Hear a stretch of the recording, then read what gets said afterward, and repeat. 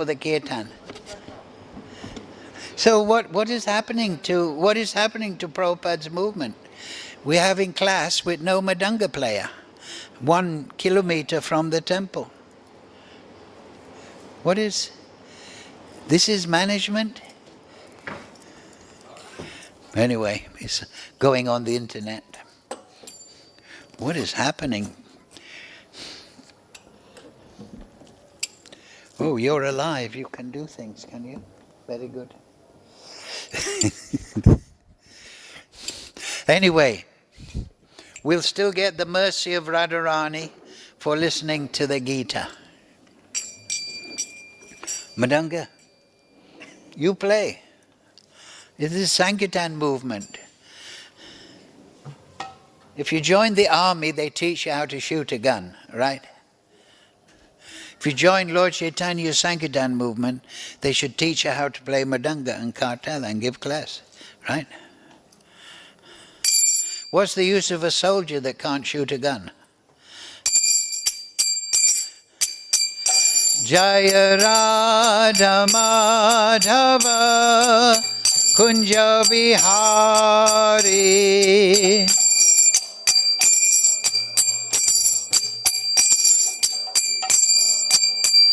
Jaya Radha Madhava Kunja Bihari.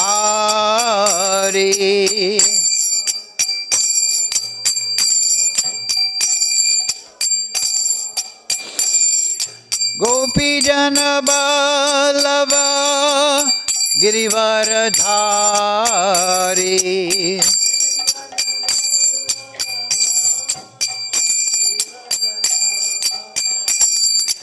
Gopi Jana Ballava Girivaradhari.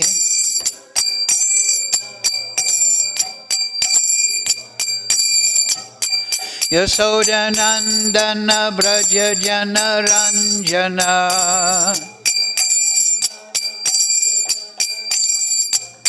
Yasoda Nandana Braja Jana Ranjana.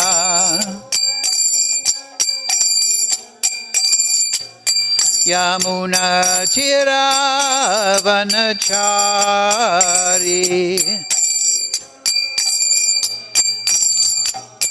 Yamuna Tira Vanachari.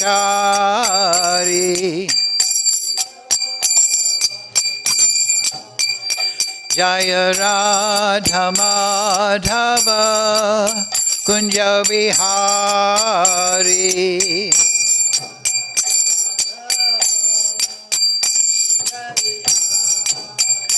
Jaya Radha Madhava Kunja Bihari.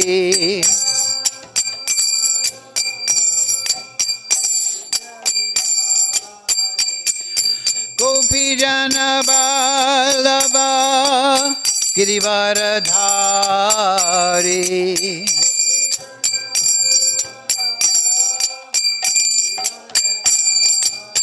Yasoda Nandana Braja Jana Ranjana.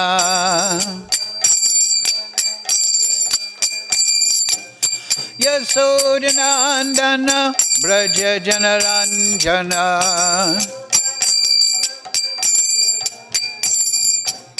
Yamuna Tira Vanachari.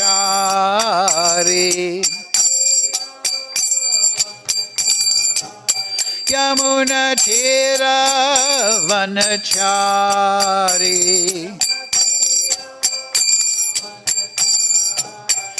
Jaya Radha Madhava Kunja Bihari.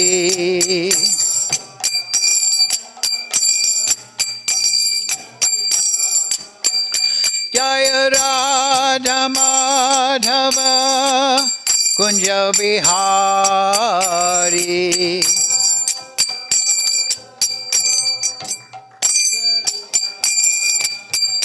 Hare Krishna, Hare Krishna, Krishna Krishna, Hare Hare, Hare Ramo, Hare Ramo, Ramo Ramo, Hare Hare.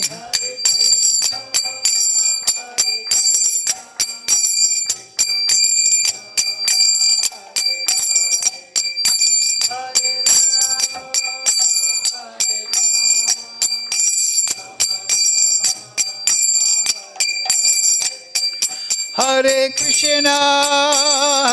Krishna, Krishna Krishna, Hare Hare, Hare Ramo,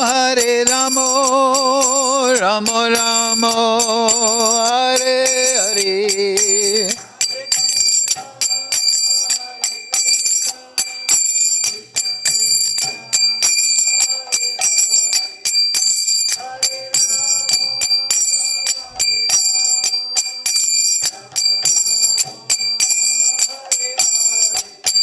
Jaya Prabhupada, Jaya Prabhupada, Jaya Prabhupada, Jaya Prabhupada.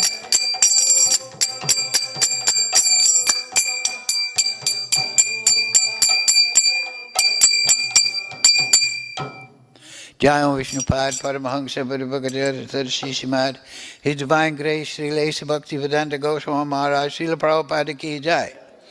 Jai Vishnupad, Paramahansa Purvakadhyara, Tarasi Simad, Divine Grace, Srila Bhakti Siddhanta Goswami Maharaj, Srila Prabhupada Ki Jai. Srila Gokishore Das Babaji Maharaj Ki Jai. Srila Thakur Bhakti Vinod Ki Jai.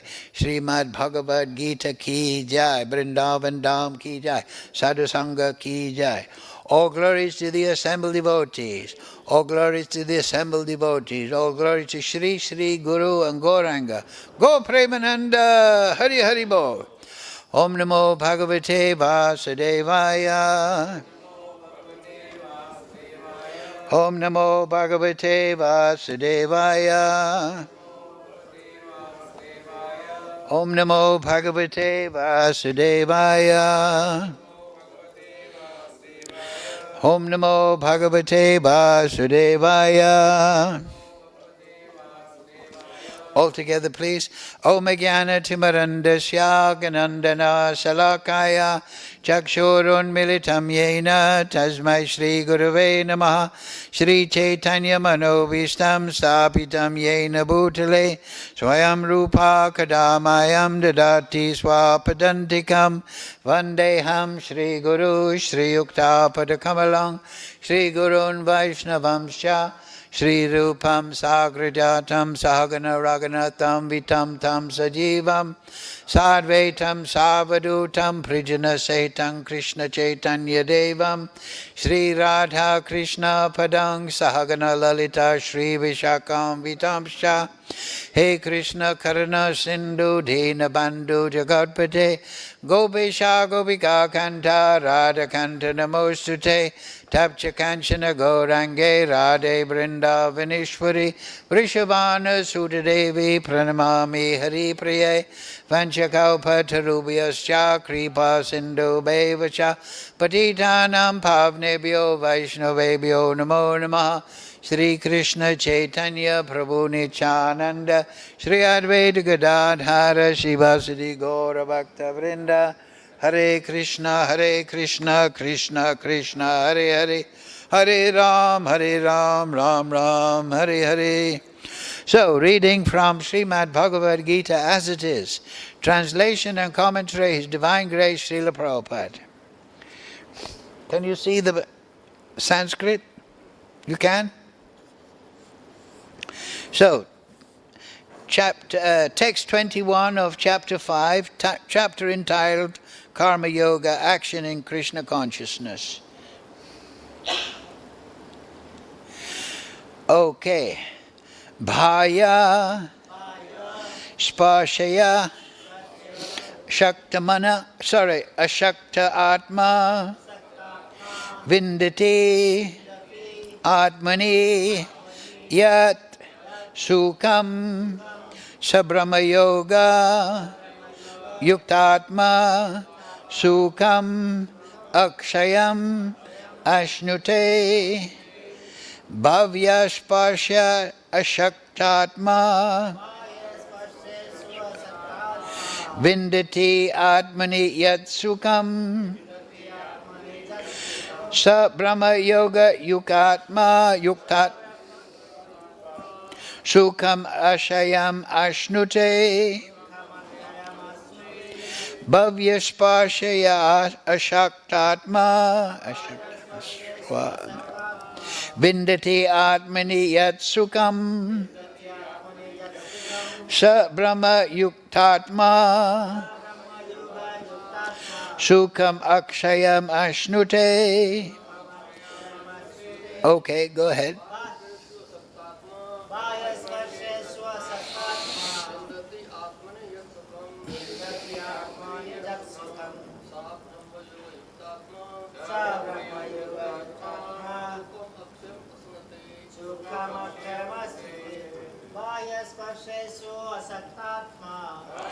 Shaksha ashaktat vindati atmani yat sukham sabrama yoga yuktatma sukham akshayam ashnute.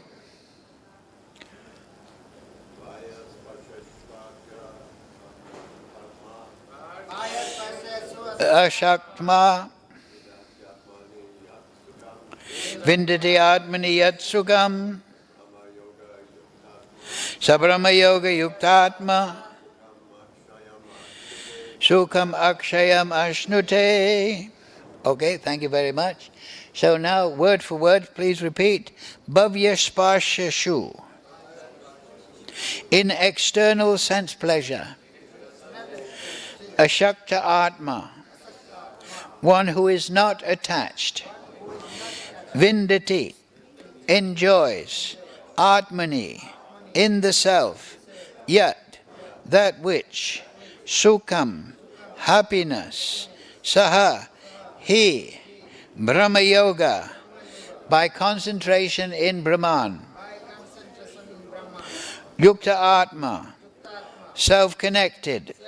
Sukha, happiness. Akshayam, unlimited. Ashnute, enjoys. Translation Srila Prabhupada.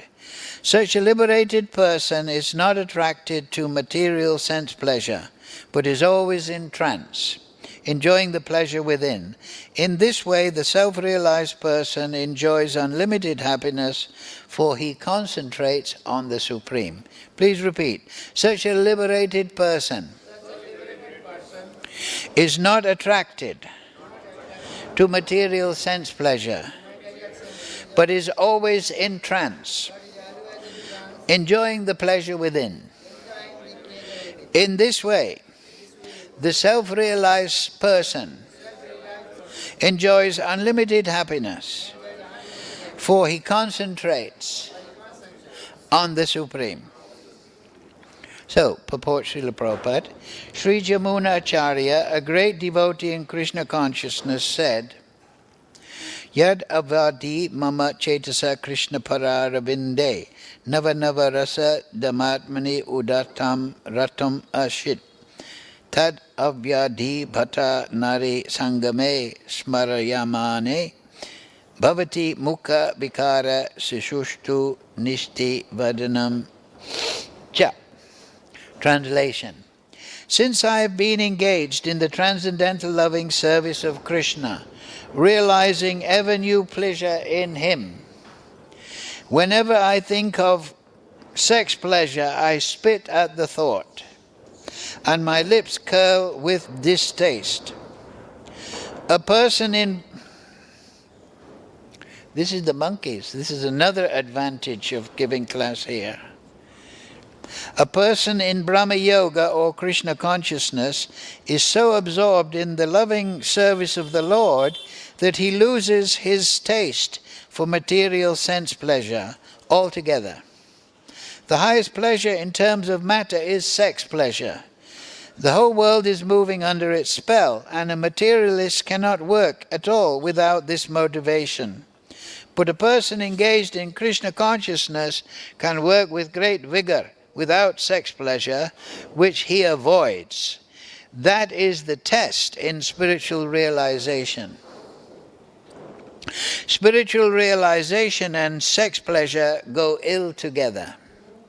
A Krishna conscious person is not attracted to any kind of sense pleasure due to his being a liberated soul. Mukam karochi vachalam pangam laitegirim yad kripatamaham vande Sri Gurundinatarinam. Bhavyaspashya ashaktatma vindati atmani yat sukam sa brahma yoga yuktatma sukam ashayam ashnute. Such a liberated person is not attracted to material sense pleasure, but is always in trance, enjoying the pleasure within. In this way, the self-realized person enjoys unlimited happiness, for he concentrates on the Supreme. So, this is a very good book, sloka. We all want happiness, but here is the method of unlimited happiness. In the material world, people are getting a little pleasure. If they don't get pleasure, why will they work so hard in a factory to bring up the children, look after the wife, do their duties in society? But this pleasure is compared to a drop of water in the desert. An animal runs here and there looking for an oasis because he wants unlimited water. But in the meantime, he's licking up drops of water from the cactus, and the cactus is stabbing his tongue. So this is material life. We are pleasure-seeking, Anandamoy Vyasat. Krishna is Anandamoy Vyasat. He's expanding his pleasure through the creation. He is not a static, he is an ecstatic person. So he wants to unlimitedly increase happiness. So that is Brahma Yoga. It's interesting, isn't it? We haven't come across that, Brahma Yoga. And Prabhupada translates it as Krishna consciousness. Is it? Well, in the original Gita it was there. Brahma Yoga. In the original, in Prabhupada's translation, it was Krishna consciousness. So, because Krishna is the Brahman. There is Brahman, Paramatma, Bhagavan. So Brahman, there's very paltry pleasure. It is just liberation into the effulgence. Paramatma, the yogis meditate on Paramatma, and they wish to gain Kaivalya, a union with the Supersoul, and gain mystic powers and so on. But the Bhakta, he concentrates on Bhagavan. Bhagavan is the source of all pleasure. So that is unlimited pleasure. As we were discussing last week, Krishna is unlimited. He is Ananta. So his pleasure is unlimited, but we are trying to enjoy the material energy and we're suffering because we want unlimited happiness, but we're getting the paltry pleasure of the material world. That is by nature ephemeral, transitory. It is not real. It is illusory, not in the sense that it doesn't exist, but it is illusory in the sense that it is temporary. Everything in the material world is temporary, but we want eternal happiness. So you're all familiar with this idea, but here is the solution. Now we saw at the beginning of the Gita, Krishna was telling Arjuna, hey, you're in a confused state. Arjuna was miserable. Then second chapter, Arjuna was educated in Sankhya. You're not the body, you're the soul. The nature of the soul is this. Third chapter, Karma Yoga, Krishna taught Arjuna that you must do your duty, Arjuna. Don't think that because I'm giving you knowledge that therefore you should become renounced and just sit idly. No, you should do your duty. That is a combination of knowledge and bhakti. Very necessary for the neophyte. So then in fourth chapter, Krishna made Arjuna even more strong by giving transcendental knowledge. So transcendental knowledge, the effect of transcendental knowledge is to liberate the soul, bring him to the mode of goodness. What is that verse? Nasta prayeshu abhadreshu. If you hear the Bhagavatam, the knowledge of the Bhagavatam, you become liberated. Passion and ignorance goes down. You come to the mode of goodness, and then you can do Brahma Yoga, Krishna consciousness. You can practice bhakti. If you're too much clouded by passion and ignorance, your consciousness, then you'll be distressed and in anxiety. So therefore, the yogi, he cultivates the mode of goodness in all his actions, speaking, eating, so on and so forth. Because from the mode of goodness, he can practice Brahma Yoga. And then you get unlimited happiness. Now just think about that. We're not talking about, Krishna doesn't say happiness. You will be happy, Arjuna. He tells Arjuna, you will get unlimited happiness. So that word might shoot by us, unlimited happiness.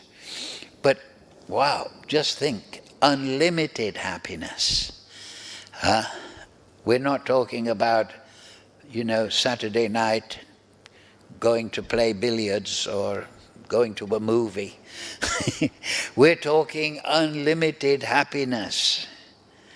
We're not talking about the cricket team beat Pakistan. We're talking about unlimited happiness. So let's fix that in our mind, that Krishna is the source of unlimited pleasure, unlimited beauty, unlimited renunciation, unlimited opulence. How to become connected? Through Brahma Yoga, Krishna consciousness, by being devoted to Bhagavan. But in the material world, people are chasing the material illusory pleasure, and in the spiritual world, people are siddha. They're situated in unlimited happiness. So when we read the Bhagavatam, the Leela of Krishna, or anywhere we read the Leela of Krishna, we should understand these people, these devotees, these souls, they are experiencing these pastimes in unlimited happiness. Let that be an inspiration to us. We're stuck in this body, getting older, so on and so forth, full of anxiety about the material world. So we can hardly conceive of unlimited pastimes, unlimited life, unlimited happiness. But that's what we must practice so that we become inspired in our sadhana. So there's three types of people. There are those that are liberated, they're enjoying unlimited happiness on the pure transcendental platform.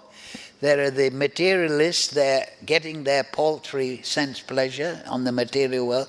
And then there is the sadhaka, who's trying to go from the material side to the spiritual side. So it's difficult, because he has to perform tapasya, 4 regulative principles, chanting. He has to develop good character. He has to be constant in his application. It's not a half-time thing. Brahma Yoga means all the time. 24 hours a day, 7 days a week, 30 days in a month, 12 months in a year, and so on and so forth. Brahma Yoga, that's that verse in the Brahma Samhita, right? Pramanas tad acharas tad abhyasa nirantaram, right? The highest devotion is attained by slow degrees, by the method of constant endeavor, constant, for self-realization. With the method of pramana, you must learn siddhanta from pramana, amnaya, from the Vedas, from the acharya, from guru. You should learn siddhanta. And then sadachar. You should develop saintly personality. You should give up sinful activity, rumor-mongering, nastiness, envy, all these lower modes, you should give that up. And then nirantaram. You should be steady at it. Just like if you want to learn a musical instrument, you should practice steadily, steadily, steadily. And then you can attain Brahma Yoga. So let us be inspired in that way. And why the self-realized soul? It's mentioned here, right? And previously, Krishna has given description of the self-realized soul. I'll just give the previous verse. A person who neither rejoices upon achieving something pleasant, nor laments upon obtaining something unpleasant, who is self-intelligent, who is unbewildered, and who knows the science of God, pramana, is already situated in transcendence. So, that is something that Krishna has been doing in the previous chapter, that you should be dhiras tatra, you should be dhira. The material way, what is that? Yehi samspashaya bhoga. The material world, there's winter, there's summer, there's hot, there's cold, there's friends, there's enemy, there's fame, there's infamy, there's all these dualities that we're experiencing relative to ourselves. But Krishna says, become dhira. Don't become drawn into the material world by reacting to the material energy and the material dualities. You become steady. So now he's developed that in the second chapter, third chapter, we've talked about it, fourth chapter. Now he's becoming very explicit. He's developing it further, Krishna. And he's saying, this is how you become dhira.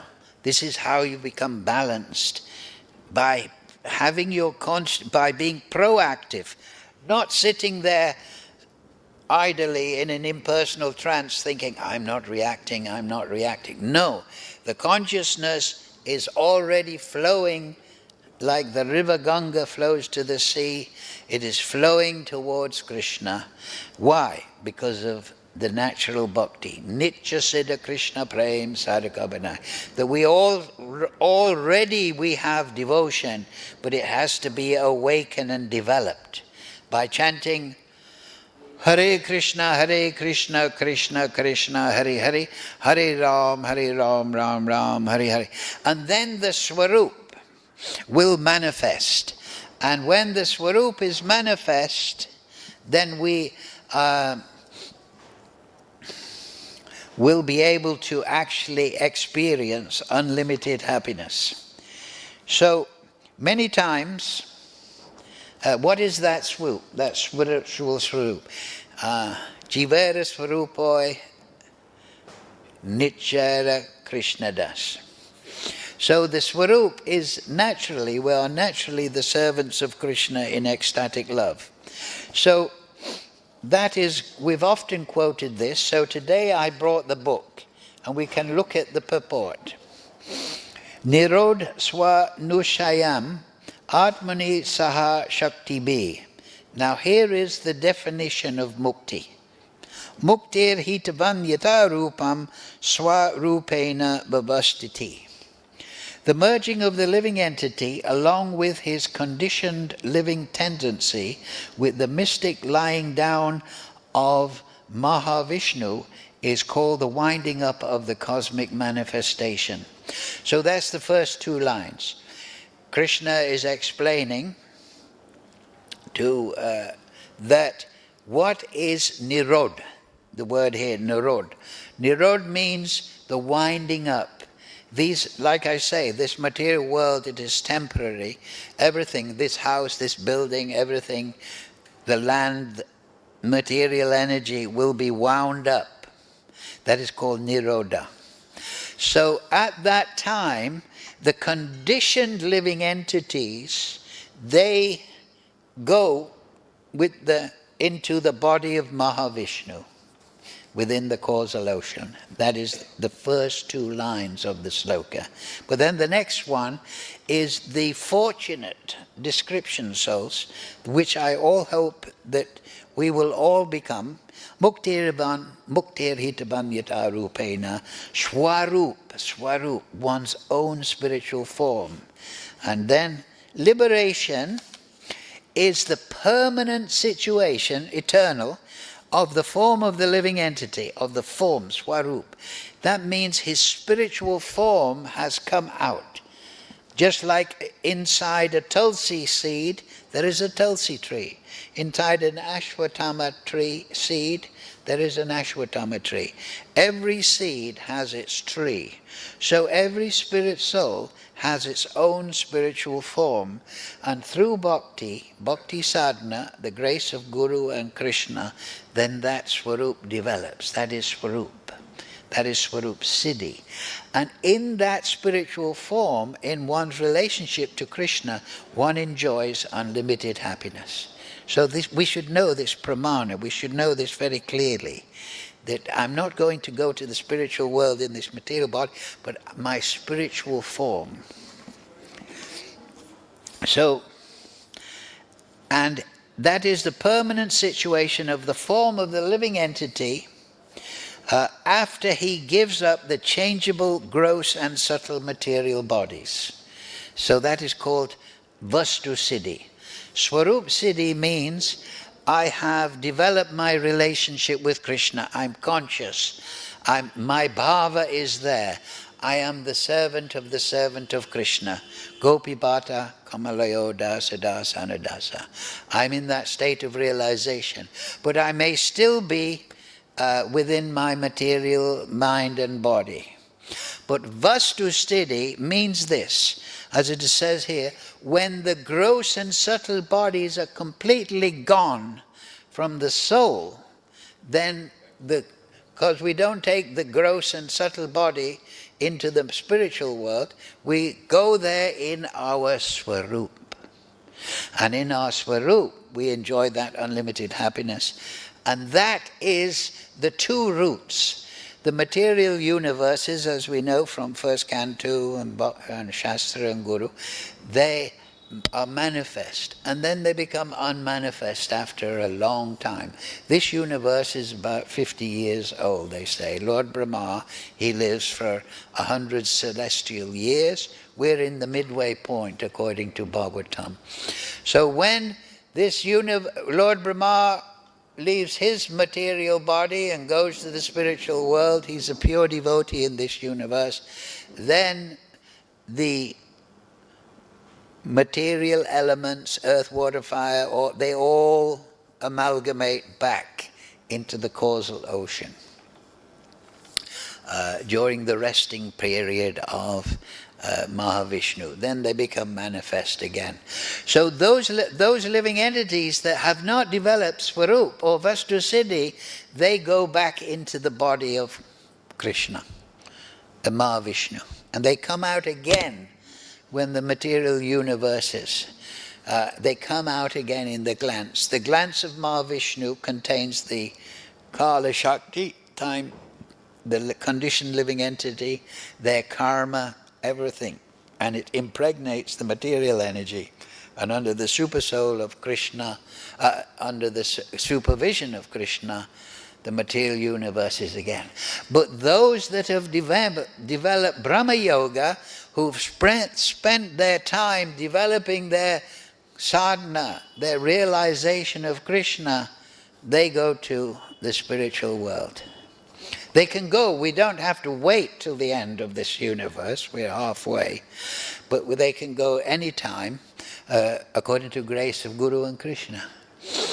So that is called Vastu Siddhi. So here it is explained in the purport. It's a bit long, but I'll just read a few paragraphs. Please pay attention. Listen carefully. As we have discussed several times, there are two types of living entities. Most of them are ever liberated. So most living entities of the unlimited are in the spiritual world. They're unlimited. While some, they're called Nitya Muktas, while some of them are ever conditioned. So they're constantly conditioned. They're in the material world trying to enjoy. The ever conditioned souls are apt to develop a mentality of lording it over the material nature. Ishwaropi. Everyone wants to be in charge. Everyone wants to be the big lion in charge of the pride. Everyone wants to be the leader, the boss, the controller, the Ravana. So everyone has that propensity. Ishvaro, I'm controller, and then I'm the enjoyer of what I'm controlling. The lion is controlling the pride, and then he is enjoying the lionesses in the pride. So, and therefore the material cosmic creation is manifested to give the ever-conditioned souls two kinds of facility. So here's the purpose of the material creation. One facility is that the conditioned soul can act according to his tendency to lord it over the cosmic manifestation and enjoy. Most of the conditioned soul, and the other facility gives the conditioned soul a chance to come back to Godhead. So this is the purpose of the material creation. Okay, you don't want to serve Krishna, you're Tatastha Shakti, you choose to go to the material energy, go there. Try and control and enjoy the secondary material energy. Oh, you don't like it? Okay. Especially on Bhumandala, here, Bharatvash, after Lord Chaitanya, the Shastra is here, the teachings of the Acharya, the Mahamantra is here. You practice that and you get the facility to practice Brahma Yoga and you get eternal life. So this is two facilities.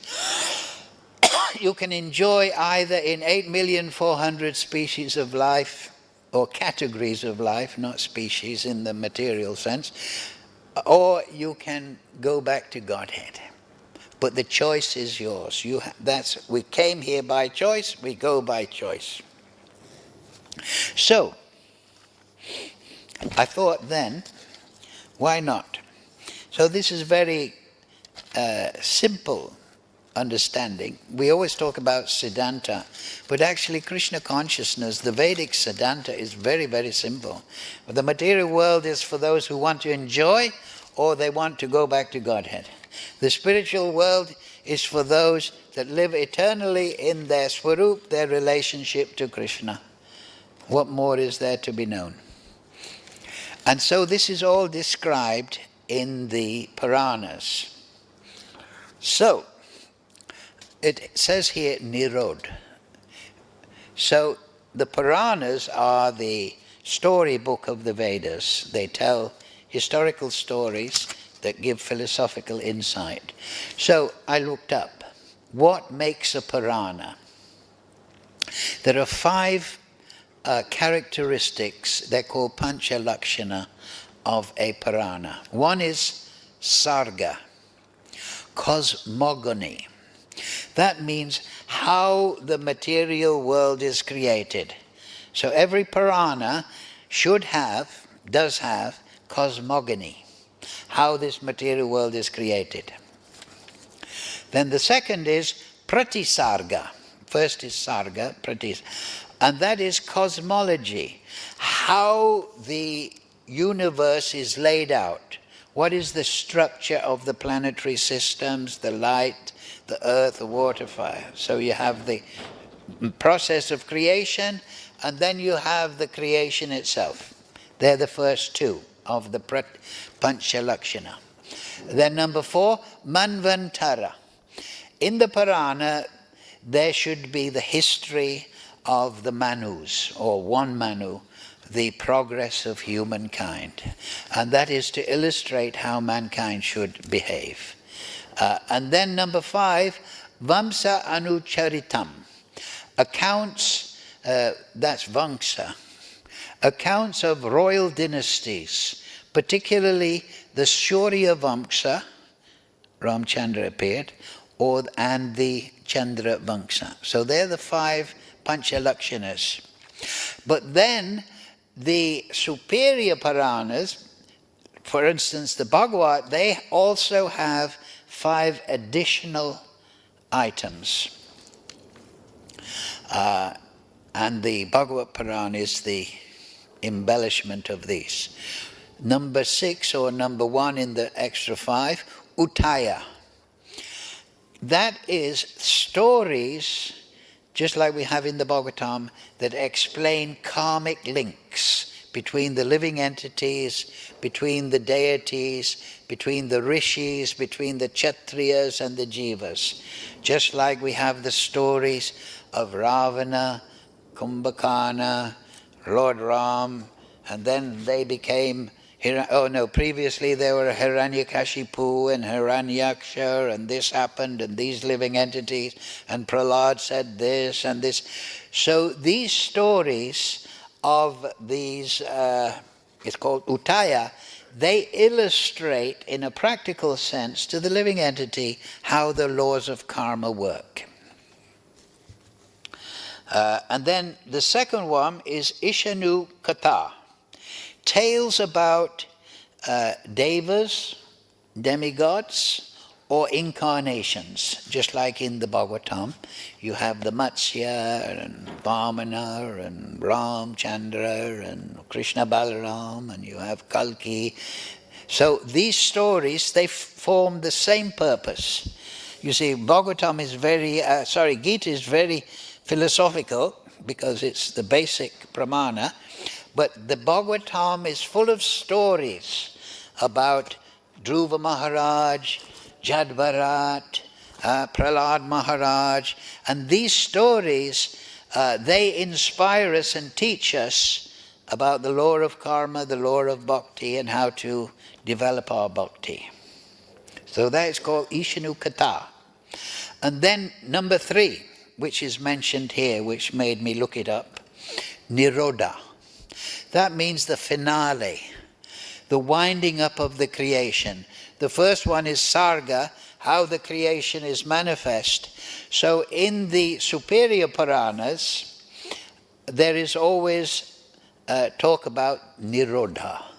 What happens, how the universes, the material universes, which are temporarily manifest, and how they are wound up. That is Nirodha, which is mentioned here. Muktir in the first, right? Nirodho swanushyayam, right? Nirod. When the universe is wound up, the finale, some living entities go into susupti within Mahavishnu, some living entities qualified, they go to spiritual world. That is Nirodha. And then number 4 of the 5 is called Mukti or Moksha. That is the description of spiritual liberation.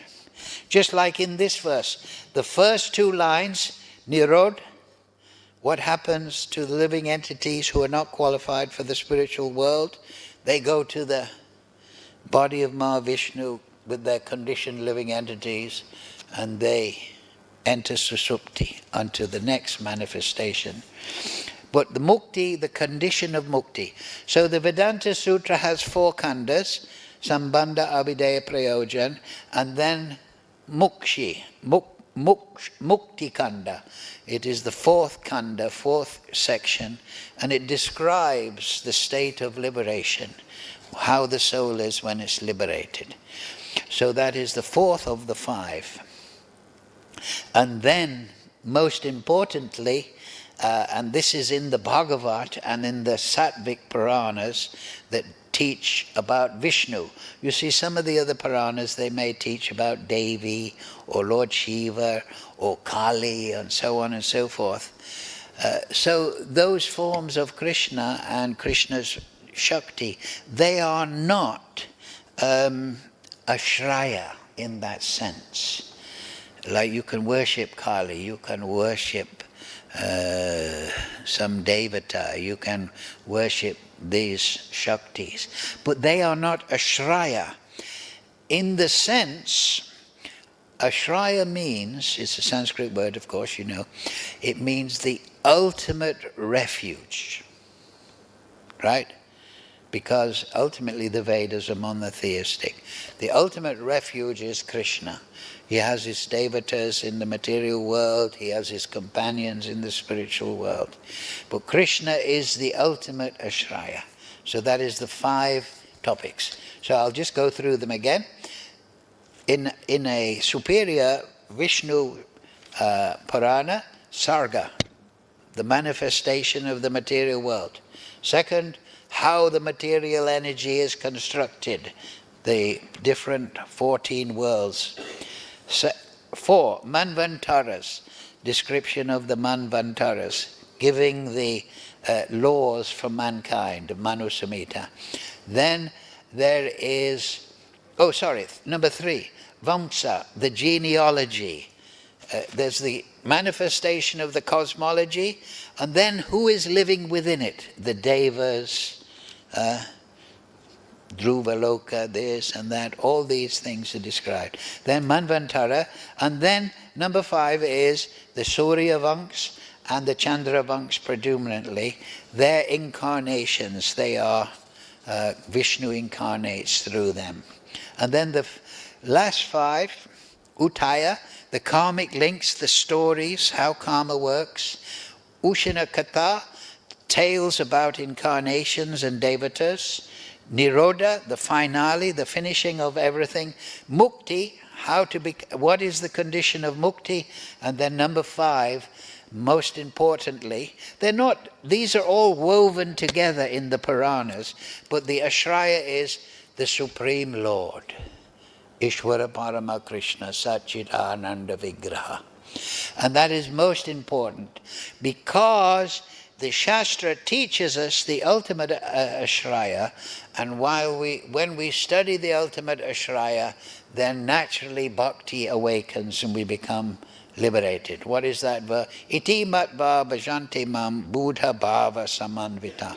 Once you understand that everything, the creation is coming from Krishna, Janmadi Ashyata, then if you understand that nicely, you become liberated because you perform bhakti.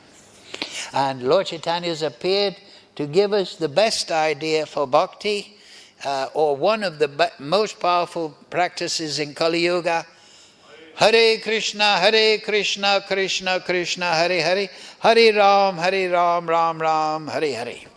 So, be encouraged in your Brahma Yoga. Any questions? Yes, we've got 4 minutes. Look at that, I'm finishing on time. Yes. You said about from Vishnu, Kala Shakti appears. From Mahavishnu. That's the glance. But that is Lord Shiva. the glance is also called Sadashiva. So they are the same. You know, you go to a Shiva temple, what do you see? You see the lingam and the yoni, right? The lingam is Lord Shiva, and the yoni is Durga Devi. So, we know the absolute truth has 2 aspects, Purusha and Prakriti. And that is throughout the creation. There's the lion and the lioness. You know, there is the male and female throughout. So, Durga Devi is the female. The yoni is the material energy, and you can say the Mahatattva in the original state. And the yoni is the lingam, Lord Shiva. So that agitates the yoni. Lord Shiva, the time factor, agitates the material, not agitates, but yes, agitates, activates the material energy, and through the progress of time, the cosmology, the cosmogony progresses. So, that Kala Shakti is, Krishna says in the Gita, Kalosmi Aham. You know, right? You know that, everyone knows. The hymn is, I am time. Krishna is everything, Vasudeva Savamiti. So this time factor comes from Krishna, but it is manifested through Lord Shiva. Lord Vishnu does not directly contact the material energy. He empowers the devatas and he expands as Lord Shiva, Shiram Yatada Dibikari Visesha Yogat, and in that expansion, the Kala Shakti interacts with the material energy. So the Kala Shakti is only manifest in the material world. In the spiritual world, time is conspicuous by its absence. People are existing in the spiritual world. There are pastimes and activities and emotions and interactions, but there is no time factor. The material energy is controlled by the time factor. For example, to do something, to give this class, I need time. To wash my teeth, I need time. To write a letter, I need time. To cook my dinner, everything is dependent on time. So the time factor is the representation of the absolute in the material energy. Try to understand. Absolute means completely independent. Time factor is independent of everything, but is controlling everything. Everything is rather dependent upon the time factor. So Krishna is the time factor, and it is manifesting from the glance of Mahavishnu. Mahavishnu is not touching the Mahatattva, which is the basic starting point, the womb of the material nature. It is the glance of Mahavishnu. And then within the womb of material nature, all the living entities, all the cosmic situation is created under the supervision of Paramatma. But he is not touching it, he is empowering the devatas. We've talked about this for 2-3 weeks. He doesn't do anything. He's like the Prime Minister sitting in his office, but he empowers the Defense Secretary. You look after the defense. You're the Financial Secretary. You're empowered to look after the finances of the country. But he himself is not doing it. So Vishnu does not touch the material energy, but he empowers the devatas to do it.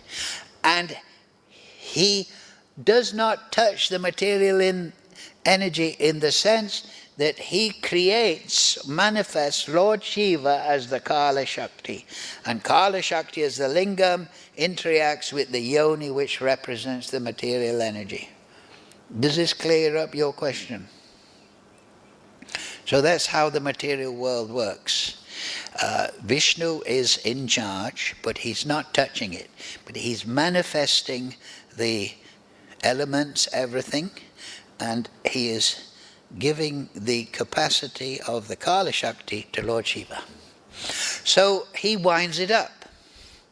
When the time is finished, Nirod, the time factor withdraws, everything which is now the Pancha Mahabhuta, the Jnanindriyas, the Kamindriyas, they all dissolve back into the Pradhan. But the glance of Lord Vishnu contains, Mahavishnu. It contains, it's described in the Shastra, you can read it in the Brahma Samhita, the details. It contains the conditioned living entities that are not liberated. They still want to enjoy the material world. It contains, that glance also of Mahavishnu, contains each living entity's individual karma. It is accompanying the jiva. And it is containing the 3 modes of material nature: activity, balance, and inertia, which interacts with the material energy, who is manifest in personified form as Durga Devi. Durga ultimately is Shakti Tattva, is coming from... Durga is also a name of Radharani in the spiritual world, Durga. Durga is manifesting in this material world and manifesting the material element. So there's the interaction. Here's Durga Devi, you can think of it, the Kala Shakti, the conditioned living entity, their karma, their desires, and the results of their previous activities. And the super soul enters into the material energy and supervises the whole show, if you like, you can put it that way.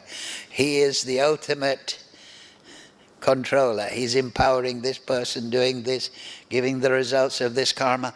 Oh, you want to become a devotee? Here, meet this devotee.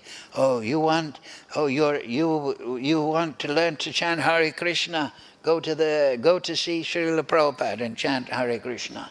You want to know Siddhanta? Look, walk along this bookshop, buy it there. Oh, you want to be a bank robber?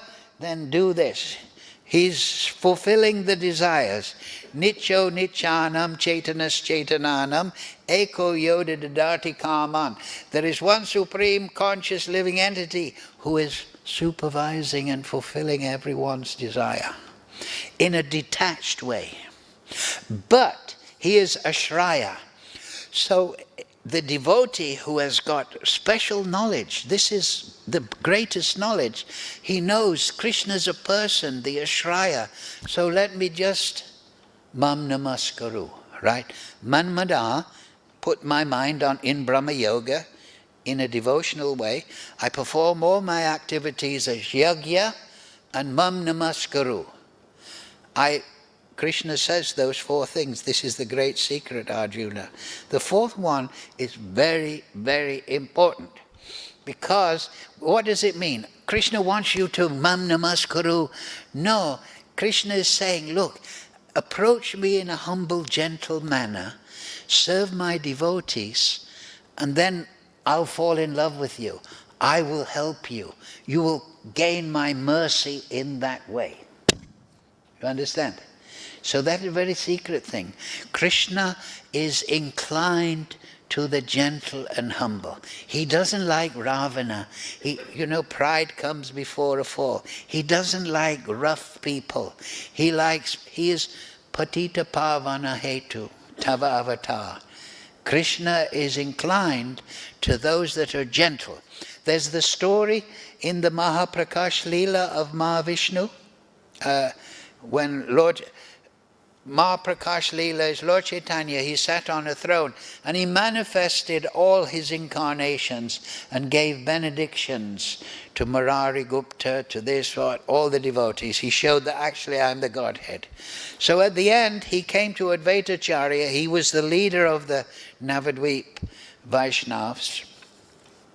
And he said, Advaita, now, I want to give you a benediction. Because Lord likes to give benediction to his gentle devotees. He wants.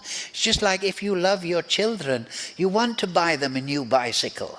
You want to give them something, right? So Lord Chaitanya gave benediction. So then Advaitacharya said, no, I don't need anything, Lord Chaitanya. I don't need. I prayed for you by offering Ganga Jal and Tulsi, so that you would come and spread Krishna consciousness. So I'm satisfied. So Lord Chaitanya said, no, I want to give you a benediction. You must help me. Let me give a benediction, I want. So then Advaita, okay, then there's one benediction I ask, one blessing I ask. He said that your mercy is unlimited, but give your mercy especially to those that are akinchana, nishkinchana, who are humble and gentle. But those who are proud because of bodily beauty, because of so-called high birth, because of so-called high education, so high position in the material world. We see this. Those that think that I am something special, don't give your mercy so easily to them. Give your mercy to the gentle, the humble. So that's the benediction of Advaitacharya. He's Mahavishnu in Chaitanya Leela. So this is something to remember. No matter how big position we have and how many rubber stamps and how many people vote for us in this way or that way, but samaham savabhut, I'm equal to all. But the devotee who is soft and gentle and kind and compassionate, Lord Chaitanya takes that person as his own. Even Jagai Madai, right? They were fighting with Lord Nityananda.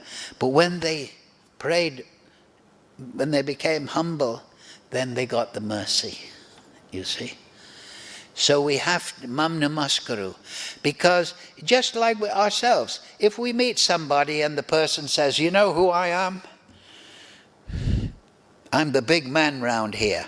Then immediately we think, right, isn't it? Who's this nitwit? We don't become attracted. But if somebody is gentle and considerate and shy and modest, kind-hearted, we become attracted to that person, right? So this is sadachar. We should practice that. Humility, kindness, generosity. You understand? Lord Shankaracharya said, devotee should do 3 things every day. 1, he should chant at least 1 name of Govinda. 2, he should at least read 1 line of Shastra. And 3, he should perform charity, some form of charity every day. So that is the nature of Krishna. Krishna, all his qualities are unlimited. So his humility is unlimited. So therefore, if you're a big atheist and you want to make false arguments about how God doesn't exist, Krishna will give you intelligence. Okay, you want to prove I don't exist? Use this argument, use this argument. He will facilitate out of his humility. Krishna is a person. So his happiness, his humility, his generosity, his opulence, they're all unlimited. So mam namaskaru means that you go to Krishna and say, look, Ainanda Tanuja Kinkaram, I'm your, humble servant, but I've fallen in the material world. You pick me up. You pick me up. And place me not as a big man, as an atom of dust on your lotus feet. Lord Brahma, we talked about it. Lord Brahma, what did he, after the Brahma Vimohan Leela, he prayed, oh Gopal, in next life may I become the grass, so that the gopis, when they're walking in Vrindavan, they'll walk on me and I'll get the dust from their lotus feet. So the sahajiya, or the person who's not a good philosopher, not educated properly, he may think, I'll meditate, and by my meditation I will enter the spiritual world like a conquering army. No. You must go to Krishna very humble and gentle, because that's his nature. That's his nature. And if he sees that you're kind and generous to the dog in the street, giving a biscuit, that is a spirit soul, kind and generous and forgiving. If you practice that, then Krishna will teach you everything within the heart. Hare Krishna, Krishna Krishna, Hare Hare, Hare Ram, Ram Ram, Hare Hare. So thank you all very much. It doesn't really matter about where the Bhagavatam class is, the Gita class. Once we have nice sadhus listening, and we have the words of Srila Prabhupada and the great acharyas, then it doesn't matter, right? So please come next Friday. And in between then and now, chant Hare Krishna, Krishna Krishna, Hare Hare, Hare Ram, Ram Ram, Hare Hare. Okay, thank you all very much. Please forgive all my offenses.